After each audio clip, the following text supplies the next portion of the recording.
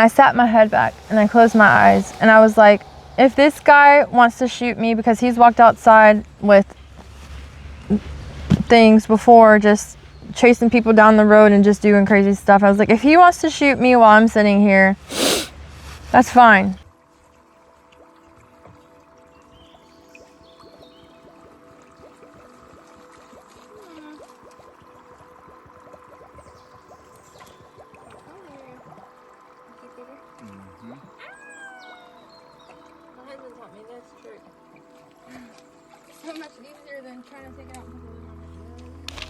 Shalom family, there's been a lot going on lately over here where we're at. There's been a lot going on spiritually and for the whole community, for the body of Messiah. There's been a lot going on in the world, and we just kind of wanted to have a raw conversation and talk about it. I just wanted to start off, in our situation that we were recently in, concerning me not having a job and having to quit due to certain circumstances, put an impact on our lives for a minute, and we were stuck for a minute, and it seemed hopeless. It seemed like we weren't going to make it out. We were going to lose a car, or who knows what was coming next. And no money for food, having to scramble to sell certain things, some power tools and stuff like that. But in the midst of that, it's definitely tests you to see, do you trust in Yahuwah, or do you truly trust that He'll provide and that everything will be all right and that He'll look after you. And I believe He enjoys going through those situations to not only sharpen our strength, our faith, but it's to help our relationship with Him as well.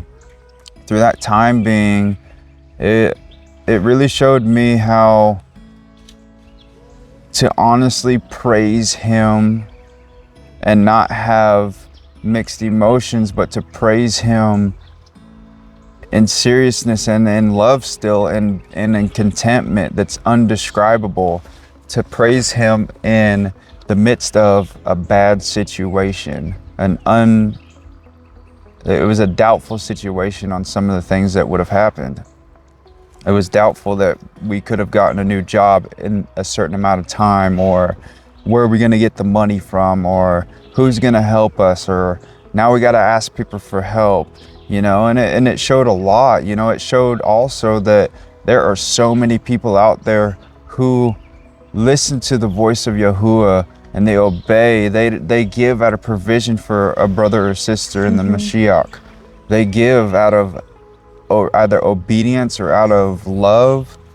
Even unbelievers. We've talked to unbelievers that have just randomly said, hey, I want to help you out. Here's some work. I'll offer you some work, and in return, we'll trade for some food. I think there's been a lost art of culture and community that's been lost. It's been lost, and I believe Yahuwah has showed us that there's still hope for that, and He's hinting at these are some of the things we'll need to know, or our children's children will need to know when these troubling times come, and to know that He'll lead us into the wilderness or the mountains or wherever, even if it seems uncertain of our fate.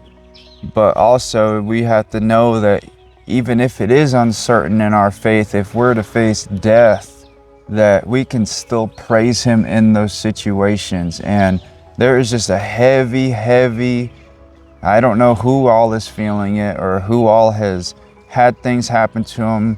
Actually, if you wanted to touch on that about, I think there was 2 people you said that had some gnarly things happen to them recently. Do you want me to wait to get into this story? I would wait for that. Okay, so I'm going to share something I wanted to talk about. But so like yesterday on our Shabbat gathering, there was one lady who said that people in her neighborhood are like coming up and banging on her car and her windows and stuff like that, and she's threatening to call the cops on them.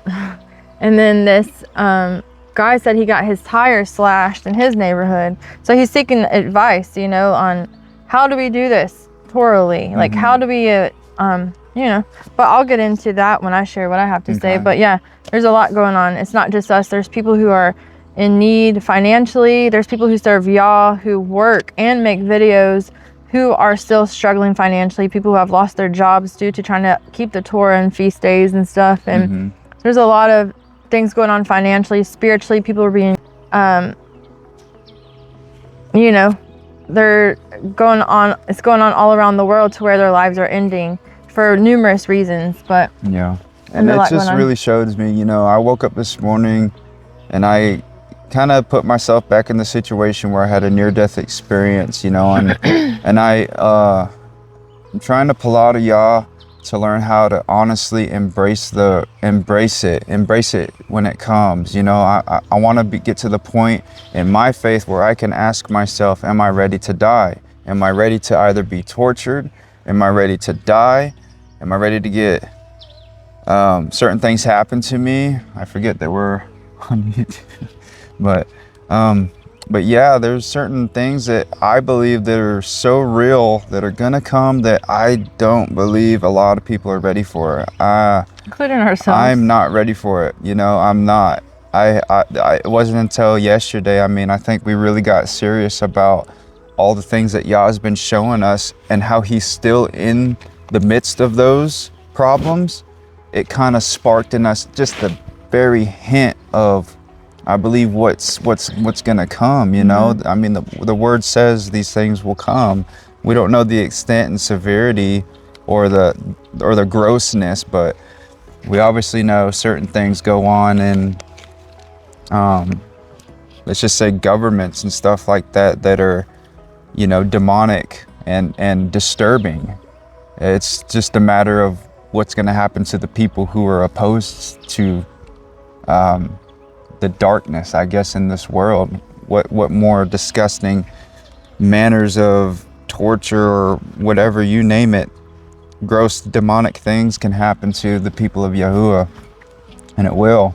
And we just need to honestly ask. I need to ask myself, am I ready for that? And am I willing to face it for the sake of Yahuwah and not deny him? But it's just a thought, you know. You can go ahead and share what you want to share. Okay. Well, I want to say first, thank you to all there's a few sisters who reached out. Yes, thank you all. And we'd never asked for anything. And we brought them first. Well, we brought one sister first, very small amount. But, and in return of us helping someone else doing her lawn, what she was going to pay us, that was the agreement in exchange. Well, we didn't know what she was going to give us, that lady. We didn't know if it was food or what. The first person was food, but it was on our heart not to take any money from her, to let her keep it. And we did. We let her keep it. And then in the middle of us doing that, one of the sisters on here, she actually sent us money. And it came like right on time. And it's just funny because it was the exact amount that lady was going to give us. And so we're just grateful because we're able to help other people. As like he said, there's like a lost art of community. It was good to pay it forward. That love that we felt from brothers and sisters giving to us, we were able, in the midst of still a situation that, like you said, you know, it can be uncertain on what's to happen. But in the midst of that, we were able to use that same love and just Barak someone who was gonna Barak us. So we flipped the script on them. But what I want to come at is, I like what you shared and stuff, and the gratefulness of what y'all showing us in this time. There's been like bad things happening, like with your job. There's also been like the baraka of you getting a new job. Literally, you never would have thought you would have gotten that same thing that fast. No. As an electrical apprentice. And better. Yeah. And they actually train you and stuff. And so that's a testimony in itself. Like, praise y'all for that. Yes, praise y'all. I did. Just to clarify it, yes, I did get a job and as an industrial electrician. And we'll see how it goes, you know, an apprentice. And they teach you, they provide equipment.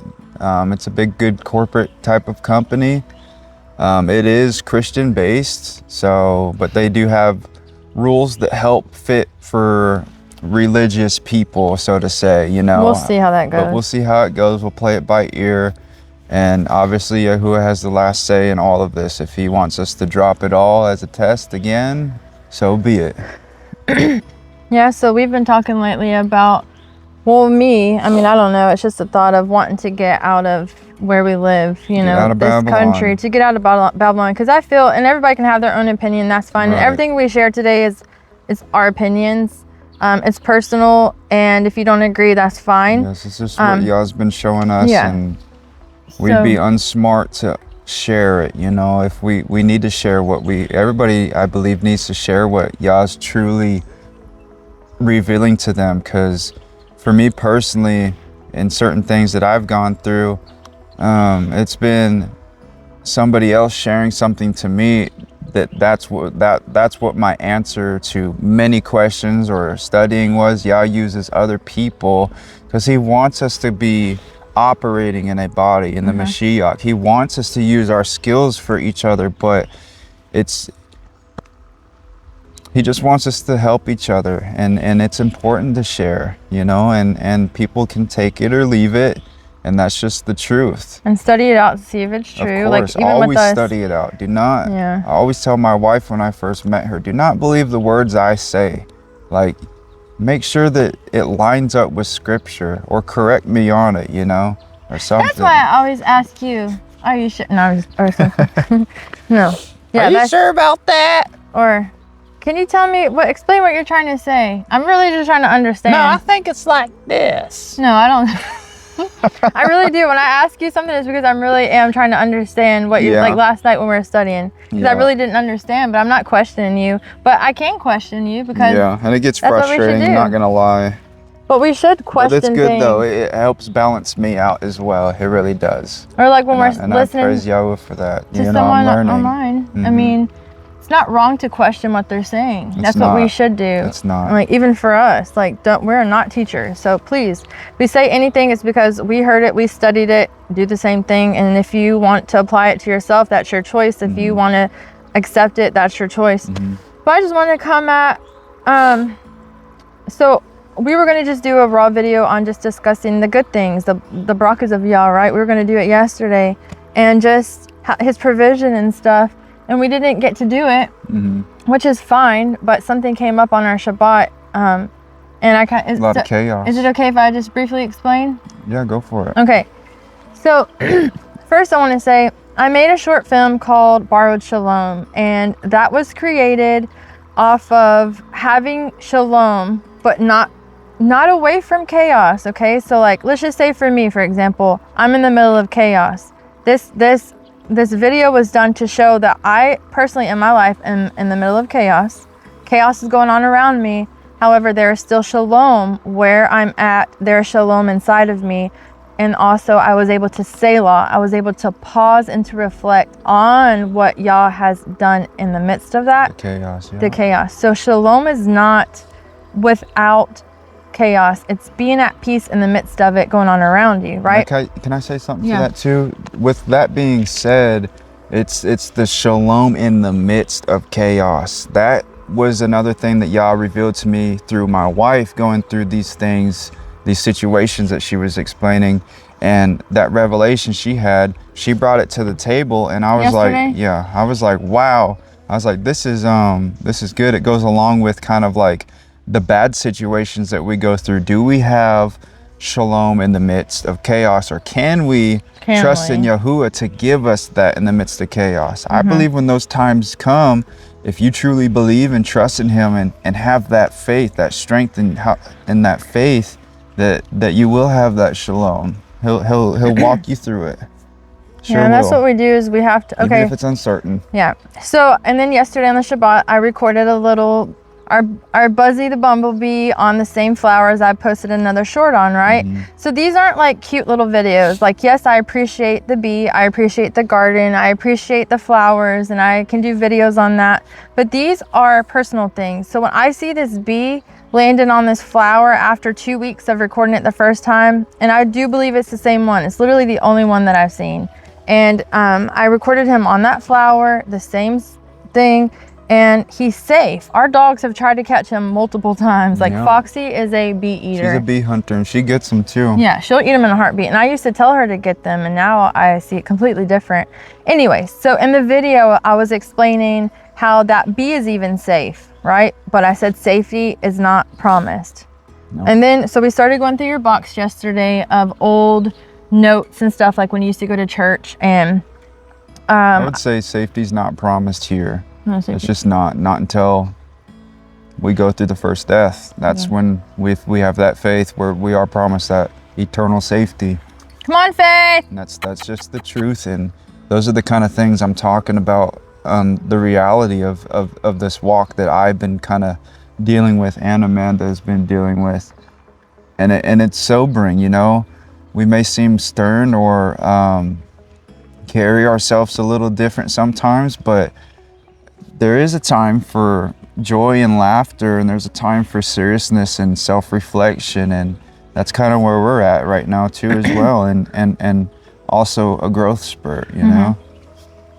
So okay, so when I posted that, so literally right after that video, seeing that bee, we go through, he brought a box out, and he was going through like some old notes and stuff that you had written when you were at church and in that program. Yeah, I'm glad you brought that up. And so I found a note that I wrote him during our marriage, maybe like, it was actually in November. So we already came out of the church and stuff. Yeah. And it was an encouragement from Yirmiyahu chapter 20 about things that he went through, trying to encourage you know how we take scriptures and try to apply it to us. And I was trying to encourage him, and I was like, you know, he had to, it was stuff you were going through at work. I was going through some stuff, and I was going through some deep things again, you know, trials. So I was just trying to encourage you, like what Yirmiyahu had to go tell his people, which I'm going to get into that in a second, but he had to go tell his people things that Yah told him to tell them, and they rejected him, and he became the enemy. So in the note, it was just an encouragement, like, keep speaking Yah's name, don't be ashamed, and stay strong. Okay. Yeah.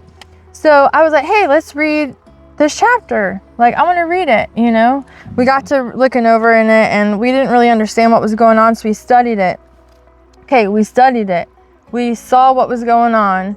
And I have a story to share, so just bear with us of what happened yesterday. And it's not anything dramatic, but it just showed us something very significant, I feel like, if we want to remember and apply it.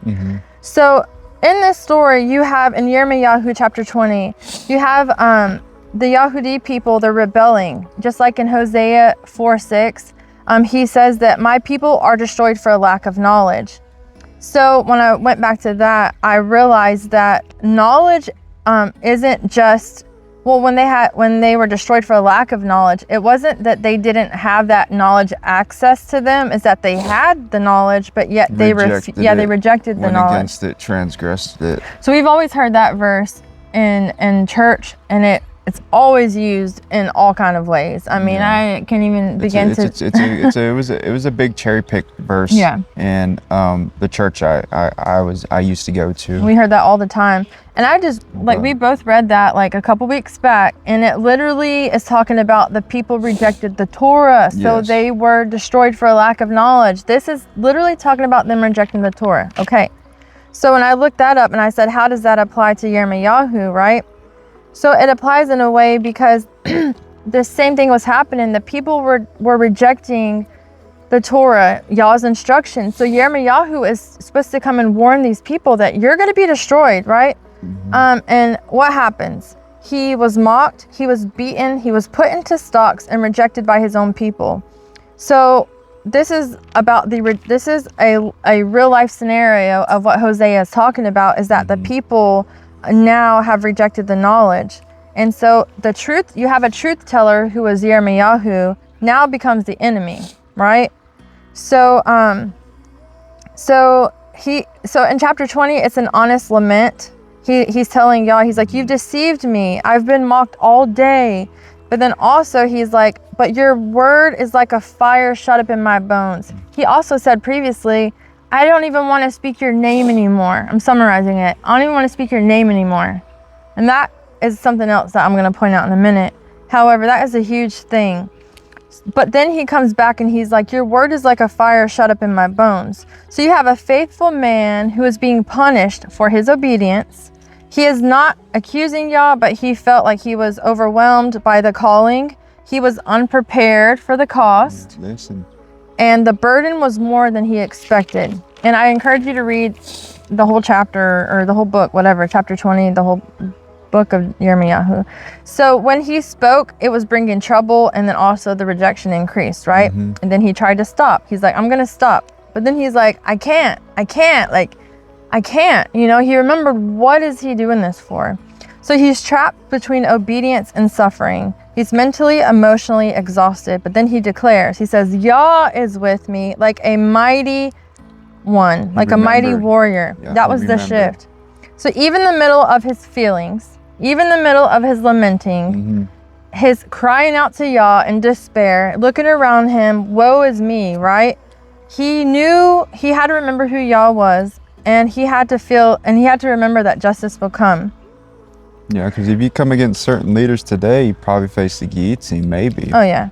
You know, and that in itself, like, hey, it just speaks for itself. That chapter is just phenomenal for what we've been going through, and kind of what the people of Yahuwah are going to have to face one day. We're going to have to be confronting people, sovereigns at that, and face ridicule, persecution, true persecution, degrading, the same thing Mashiach actually went through. And it's just that's just the reality of this faith. That's what we're called to face and endure out of the love of Mashiach. So there's also something called, I just have a little bit to say about this and then I'll get into the story, but so we just found out something called the Noahide law. Yep. And it's actually like a real thing going on, and it's where the Jews have 7 laws, and one of them is blasphemy. So if you blaspheme, you can be put to DEATH. And so the person in charge of this country, we all know his name, he is called the champion of the Noahide laws, and he ordered plenty guillotines. You can look this up, like I said. He's in on this, yeah, and he is now the first Jewish president. No, and this is scary because it caught us off guard on how this stuff kind of just snuck in there. They're just doing these things, you know, just the stage is being prepared.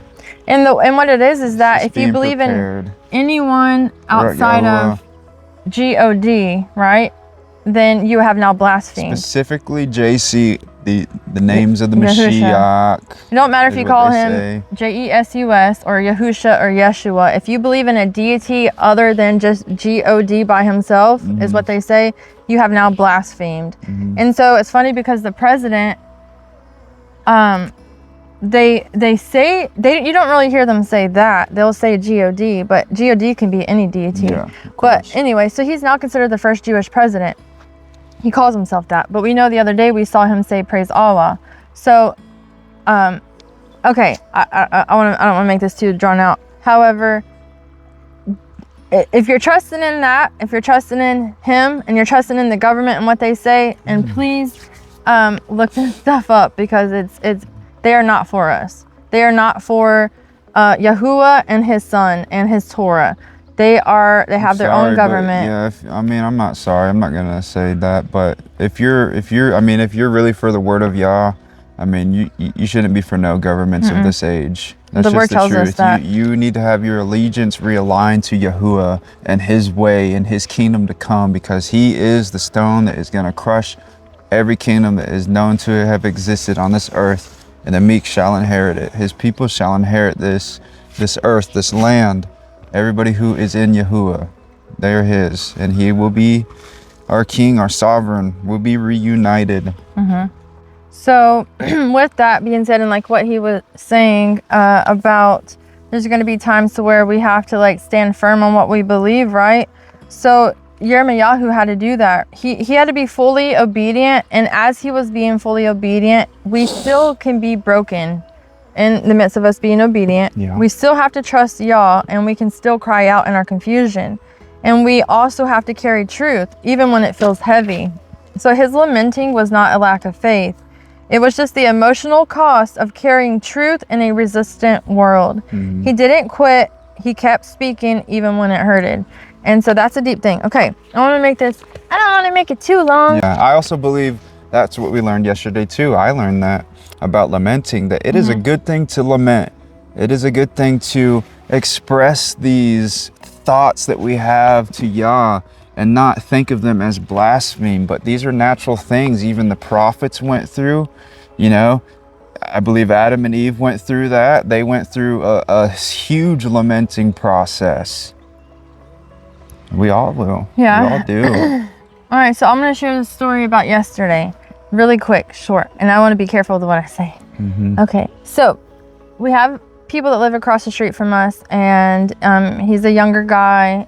He's over the age of 18, and there's this girl who's underage, and the sheriffs came to our house asking if we knew her because they had a warrant because she was underage. And so I was like, I've never seen her, but anyway, I was like, I think they live over there. But anyway, so they took her, and so that's how I was aware of who this girl was that I'm about to explain. And so yesterday we were sitting outside reading our word and discussing, and we heard them yelling. We heard the guy yelling and cussing for like 10 minutes. Yeah, and the sheriffs have been over there plenty of times because, like, I don't know, I believe he might be mentally unstable.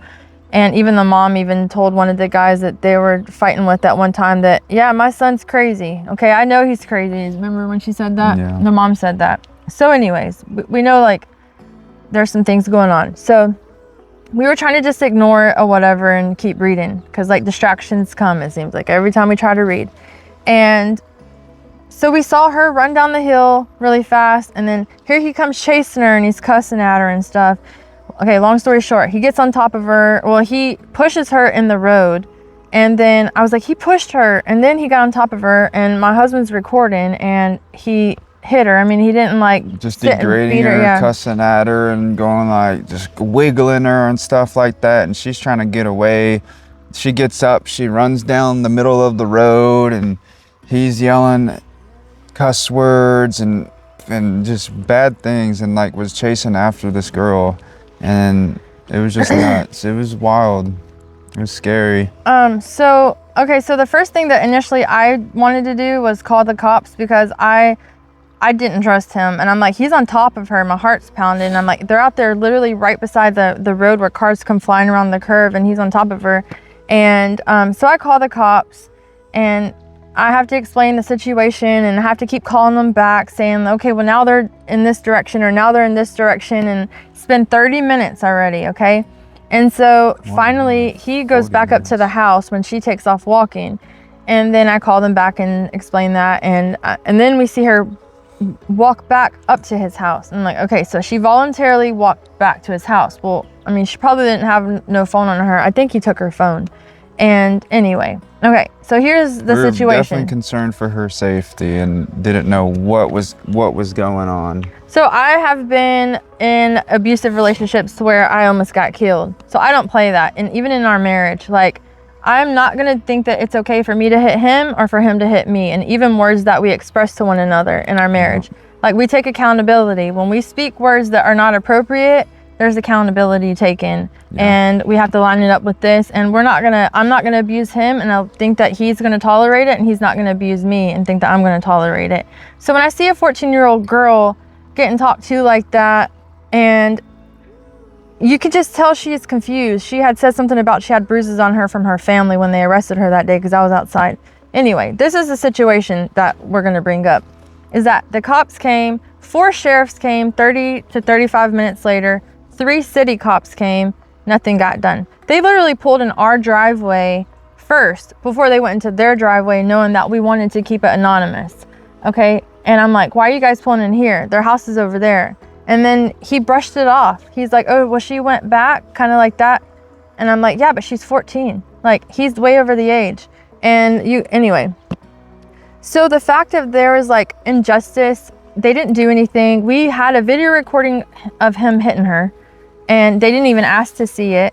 So I called the cops back after they left. I'm like, I just want to know what happened because I don't think you guys did anything. Oh, well, she said she's fine and she didn't want to do anything. I'm like, she's 14 years old. Like, that's not her house. Yeah, but it doesn't matter. And so, okay, I'm just going to say this kindly, yeah, but go for it. Especially some of the stuff we went through, you know? He started getting in his feelings, right? Like Yirmiyahu, he's in his feelings. He's in his emotions. He's starting to think of the injustice of the system. If that were him, he's like, if that were me, they would have arrested me. And you know, he's starting to talk on the things that he feels due to like just feeding the intrusive thoughts. Yeah, and like the racial barrier, right? And so now here we're outside and I'm like, this isn't about you. I'm like, this is about them. It's not about you. And he's like, you know, he's having these intrusive thoughts come in, which are legit thoughts, okay? These are legit things that you have a right to feel. And I'm like, I'm with you. I agree with you. This is unjust. They're unjust. They didn't do nothing. Like, so he gets upset and he goes inside and the girl and the guy are walking down the road and they're just looking over. And I think they heard me like talking to him because I was getting I talk loud and I talk fast, but loud. I was like, I don't care if they know I called the cops. I was like, she was getting abused. If she wants to stay with him, that's fine. But I called the cops. I was like, this is not about you. And so I'm sure they heard that, or I think the cops probably also told them that we called. And so they're walking down the road and they're looking over at us saying all kind of stuff like, people gotta lie. And why do people have to lie?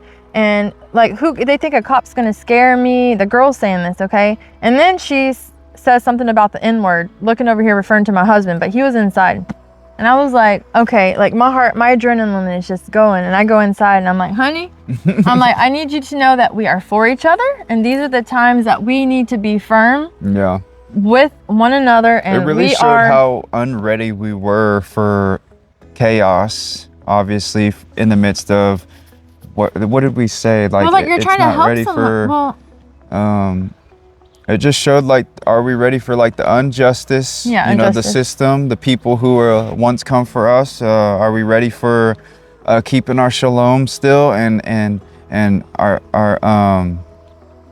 do we respond the right way? That too, do we respond the right way? It's just in the midst of that chaos, are we keeping the character of the Mashiach, just like how he did when he was persecuted, whipped, ridiculed, spit on, all that. His whole scenario of him walking, you know, going to the cross, Golgotha. Are we ready for those real life situations? And it shows where we at in the midst of those, because they come just like a thief in the night. They just come out of nowhere.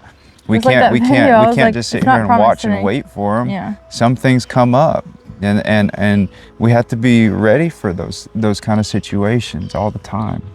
All right, and then so like I said, I went in and talked to you, and then I was like, I'm gonna let you know, she called you the N-word, looking over here, and I'm gonna go talk to her. And I said, but I just want you to know, like, I'm on your side. I'm like, I'm not gonna go yell at her in anger or anything. It wasn't nothing like that. I didn't have. We applaud instantly for this situation. Truly. So yeah, I went outside. And I saw them walking back up the hill, and they were all like trying to look at me, making sure they hear what I'm saying and stuff. And so I said, hey, I'm like walking to the edge of my driveway and they're going to their house. I'm like, excuse me, ma'am.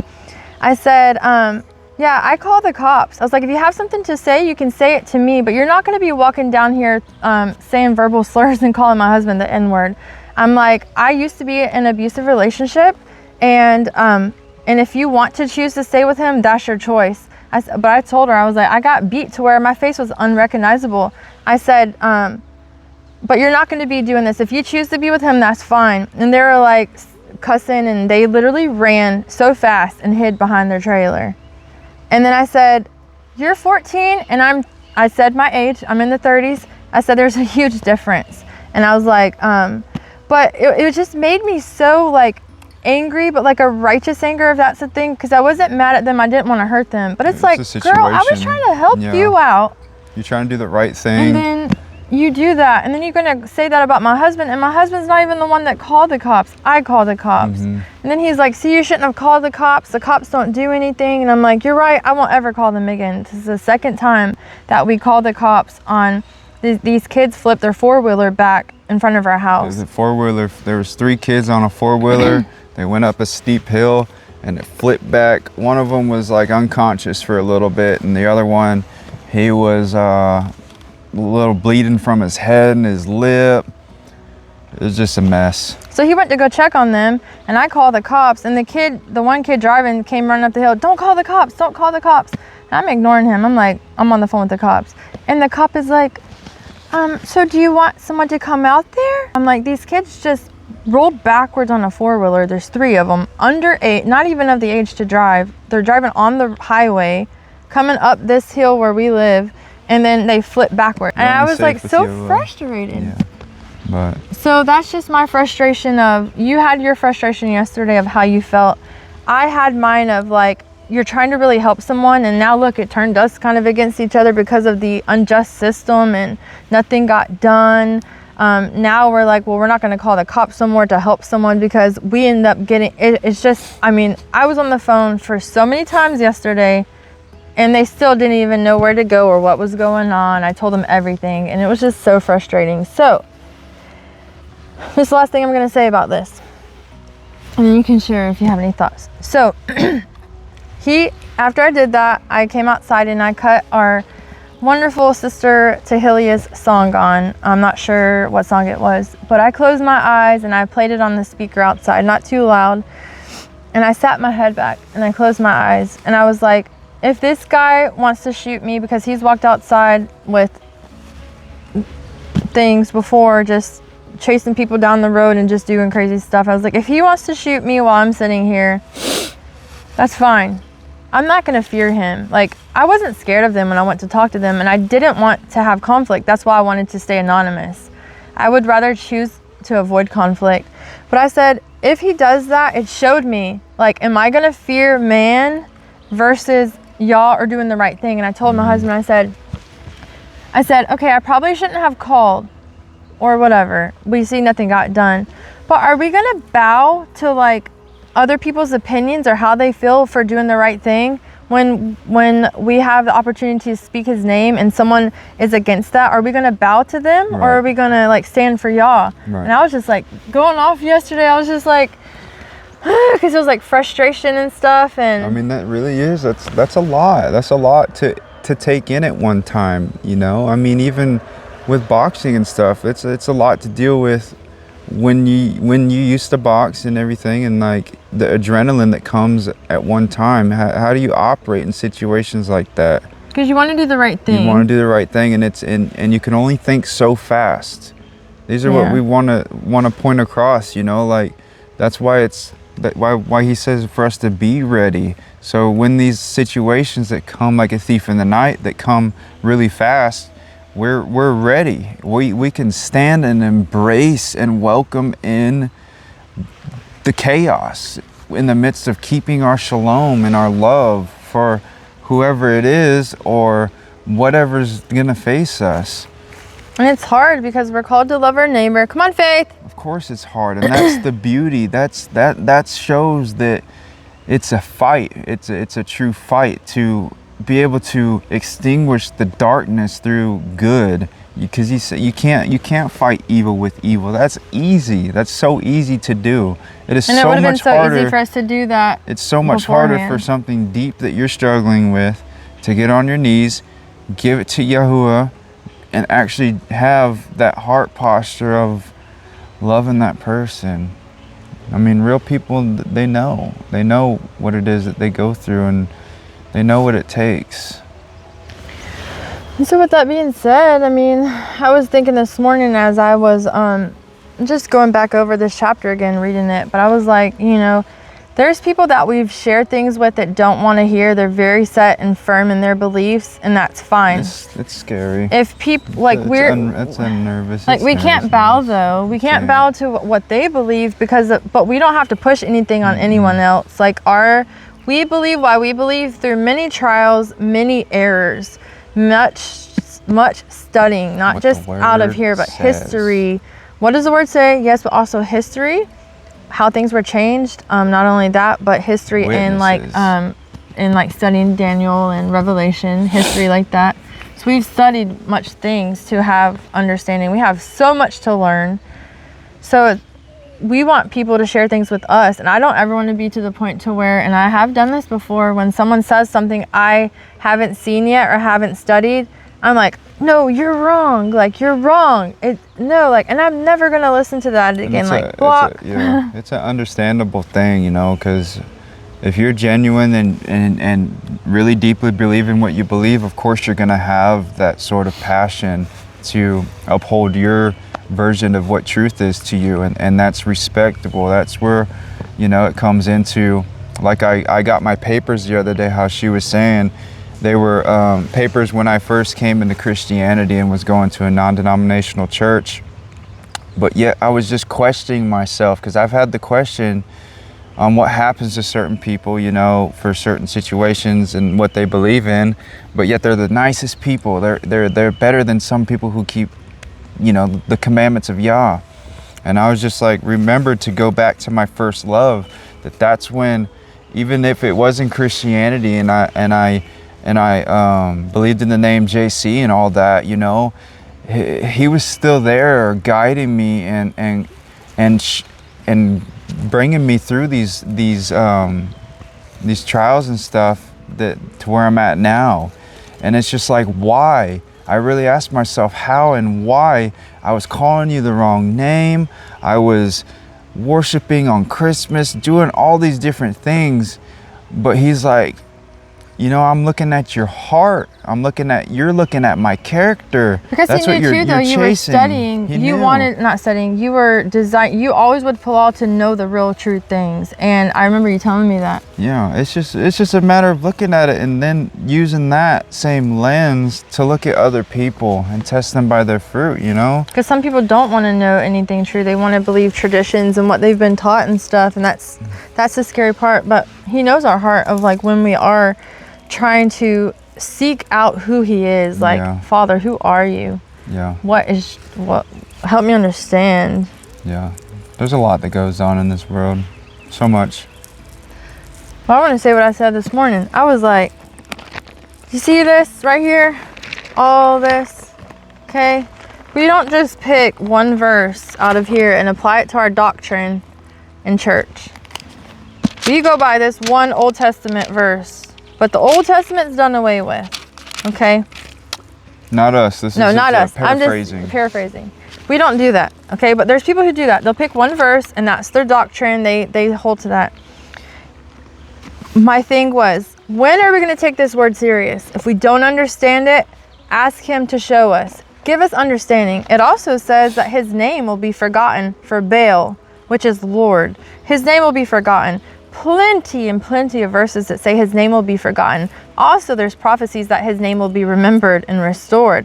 So I was saying this morning, when are we going to take this serious to say, oh no, it says his name will be forgotten for Baal, but I'm still going to call him Baal.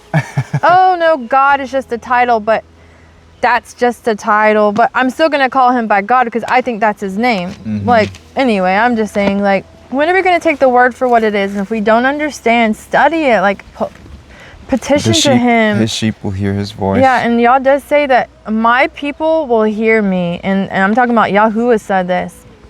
Not even Yahusha. Yahusha said this, but Yahuwah said, my people who are mine will hear what I say.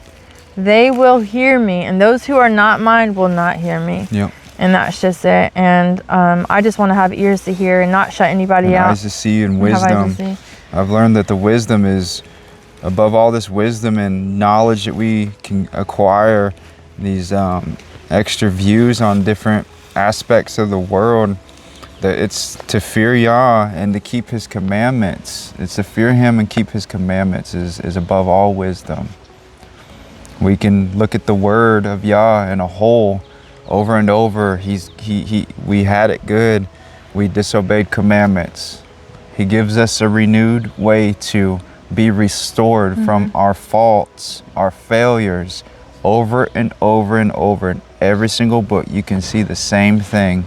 We are failing in this age, and we're failing in the word, or we're failing in upholding the covenants, and keeping the commandments. It's nothing new. It's been, like you said, repeated so many times. And we may have technology and stuff that looks different from the ages that are in the past, but it's still all the same thing. Just simplify things, simplify.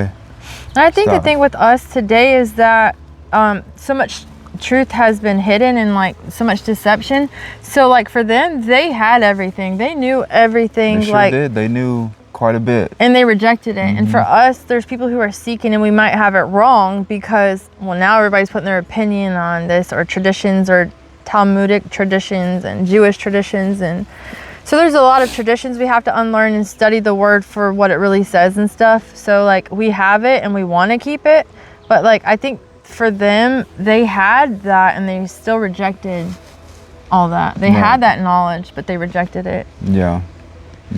But that's all I have to say. I think that's all we have to say. I guess I would leave you with some words that I left myself and asked myself.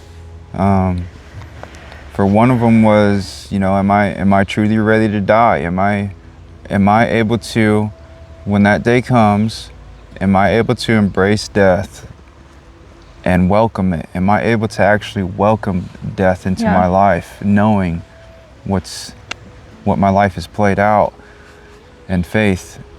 And another thing is to stay encouraged and to don't let your voice be muzzled. The voice of Yah is stronger, and it will help you carry through any trials you go through.